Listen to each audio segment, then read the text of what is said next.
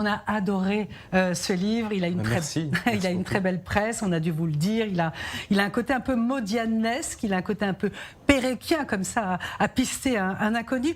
Qu'est-ce qui était le plus dur à localiser, Christophe Boltanski, à identifier comme adresse justement, comme lieu où ce fameux Jacob a vécu? Parce que vous vous lancez quand même dans une quête assez folle, vous pistez un type dont vous savez absolument rien.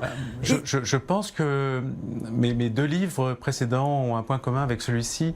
Ils sont travaillés par l'inquiétude du vide, de la possibilité pour un être de disparaître complètement, de ne plus laisser aucune trace. Et c'était une des raisons pour lesquelles j'avais écrit par exemple Le Guetteur sur ma mère, qui j'avais découvert après sa mort qu'elle voulait être romancière. Donc je voulais garder quelque chose de tout cela. Et là aussi, c'est quelque chose qui m'a beaucoup frappé, dans la rapidité avec laquelle quelqu'un peut disparaître. C'est-à-dire que j'ai frappé à toutes ces adresses et je suis tombé la plupart du temps sur du vide. Il n'y avait plus rien. Parfois, il n'y a même plus l'immeuble qui correspondait à cette adresse. Il n'y avait plus qu'un parking, un entrepôt désaffecté.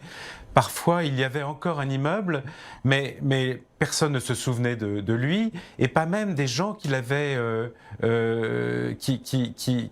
hébergé, parce que la plupart du temps, il séjournait chez des gens. Donc, on avait les noms des personnes qui l'avaient accueilli. Et donc, en 50 ans, cet homme avait presque entièrement disparu. À tel point que je me suis demandé s'il ne s'agissait pas oui, comme vous dites, d'un fantôme ou d'un mythomane, s'il n'avait pas totalement inventé cette histoire. Et puis, il a aussi un drôle de nom, ce Jacob. Jacob Pchiri, avec cette apostrophe. C'est impossible à prononcer, impossible à trouver, donc vraiment comme un fantôme. Et dans votre enquête sur lui, Christophe, vous êtes amené en Israël. C'est un pays que vous connaissez bien, parce que vous avez été correspondant ici en Israël. Et vous avez découvert ici les Juifs de Tunisie. Qu'est-ce que vous avez découvert de ces Juifs immigrés en Israël, ces Juifs originaires de Tunisie en Israël? En fait, donc, sans déflorer, raconter toute l'histoire, mais Jacob est né à Djerba en 1948 et il va y avoir un drame familial qui va le conduire à partir seul à un âge, il est encore très précoce, à 14 ans, en Israël. Et il va se retrouver dans un pensionnat religieux à Petar Tikva, parce que effectivement les jeunes qui arrivaient du Maghreb étaient confiés au parti national religieux. Chaque parti de l'époque, si j'ai bien compris, avait un peu un quota de l'hymne, et donc ceux qui arrivaient d'Europe allait le plus souvent dans des kibbutz. Lui se retrouve donc dans ce pensionnat, qui est un pensionnat agricole, alors qu'il avait il est quelqu'un qui avait été à l'école française à Houmsouk et qui avait l'intention d'aller à l'université, et qui va, je pense, souffrir un petit peu de ce déracinement, dans la mesure où il est complètement coupé des siens, c'est une très grosse fratrie, ils sont 10 frères et sœurs, coupés de sa mère, et devant s'habituer évidemment à sa nouvelle vie. Donc je suis allé en Israël et j'ai retrouvé ce pensionnat qui continue de fonctionner. J'étais accueilli par son directeur, qui a été extrêmement gentil et qui a commencé à regarder dans ses archives et qui a retrouvé le nom de Jacob. Et mieux encore, qui a retrouvé la photo de classe. Une photo où on le reconnaît très, très distinctement. Il est beaucoup plus jeune que les photos sur lesquelles il apparaît dans cet album. Mais c'est bien lui. Et donc j'ai ensuite retrouvé des gens de sa famille, parce que en fait toute sa famille a ensuite suivi Jacob et s'est installée en Israël, un peu partout d'ailleurs.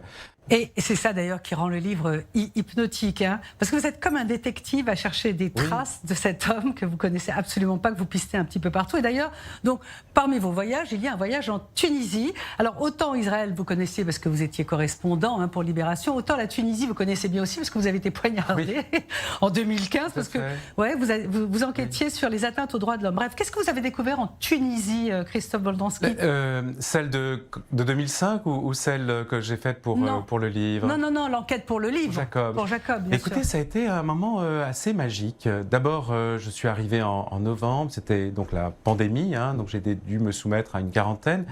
Quelqu'un m'avait très gentiment prêté une maison, donc, mais elle n'était pas là, donc je me suis retrouvé seul dans cette maison pendant une petite semaine. Et c'était à Oumsouk.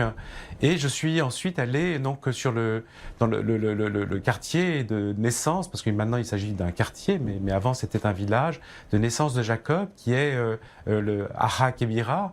Vous savez, la communauté juive de Djerba se répartissait entre deux villages, Ara Srira et Ara Kebira, le petit quartier et le grand quartier. Ouais. Et Ara Kebira, ce qui m'a beaucoup ému, c'est de constater que cette communauté est encore une communauté extrêmement vivante et qui progresse depuis quelques années, et on le voyait presque à l'œil nu, hein,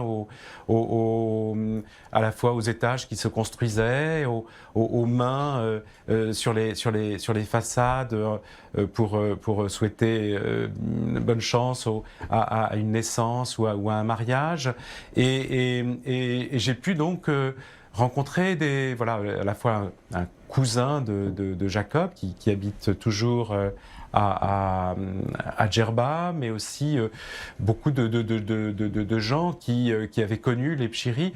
Et le souvenir le plus fort que j'en retiens, c'est le début du Shabbat, où le début du Shabbat se fait encore au son du chauffard. On voit le rabbin sortir sur une terrasse et souffler dans le chauffard, qui est quand même, je pense, peut-être un des derniers endroits au monde où on fait encore cela.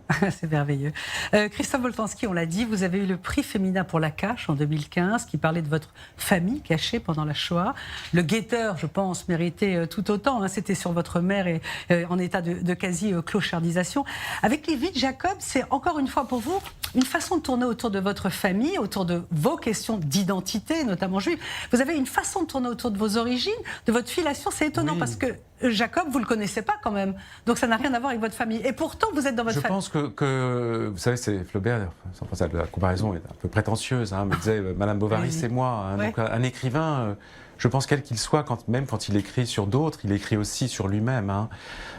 Et c'est peut-être aussi une façon un peu plus pudique de parler de soi, donc que le recours à l'autofiction pure et simple.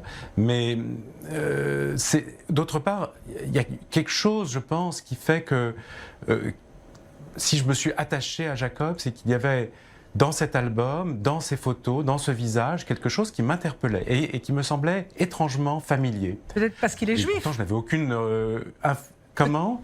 Oui, évidemment, sa judaïté, mais aussi ce goût pour les photomatons. Ma famille a vécu un petit peu caché, enfermé. Il y a un goût dans ma famille pour les boîtes.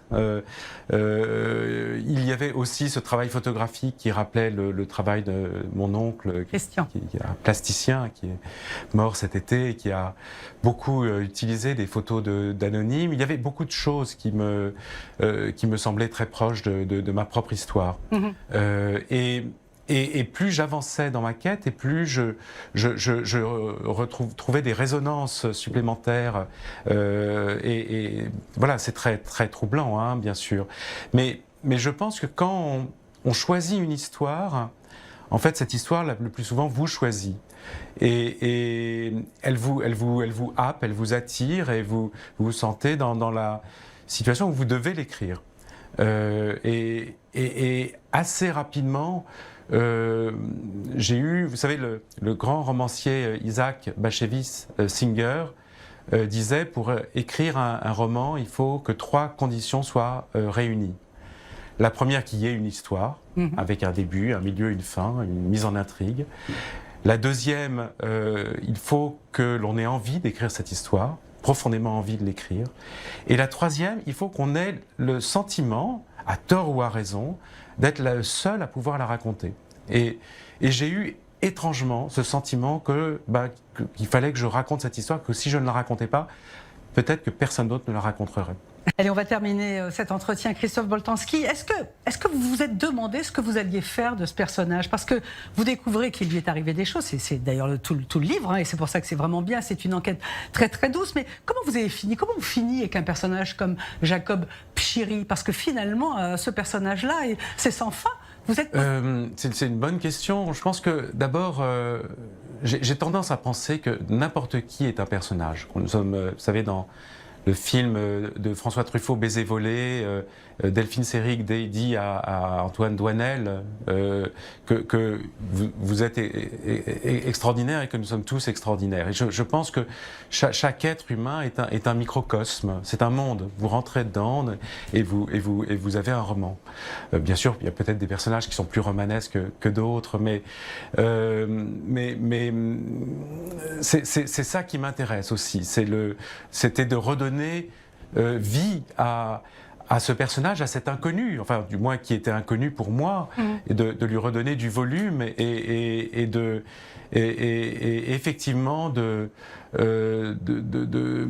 faire un personnage de roman aussi. Et j'ai été évidemment surpris parce que plus j'avançais et plus je me suis aperçu qu'il avait eu plusieurs vies extrêmement romanesques. Donc que cette règle s'appliquait parfaitement à Jacob.